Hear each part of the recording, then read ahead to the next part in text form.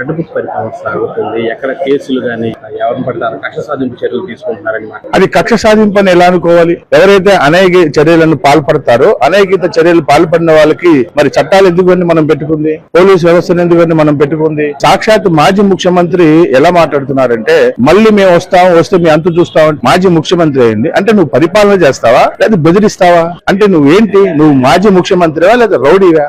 ప్రజలు ఏమని అర్థం చేసుకోవాలి? నిన్ను ప్రజలు ఏమని అర్థం చేసుకోవాలి? ప్రజలు ఏం అర్థం చేసుకోవాలంటే మా ముఖ్యమంత్రిని చూడంగానే చేతులెత్తి దండం పెట్టేటట్టు ఉండాలి, ప్రజలందరూ ప్రేమించేటట్టు ఉండాలి. అంతేగాని నేను వస్తే మీ అంతు చూస్తా, నేను వస్తే అది చేస్తా, నేను వస్తే మిమ్మల్ని కొట్టి లోపలేస్తా అంటే ఎప్పుడు హింసేనా?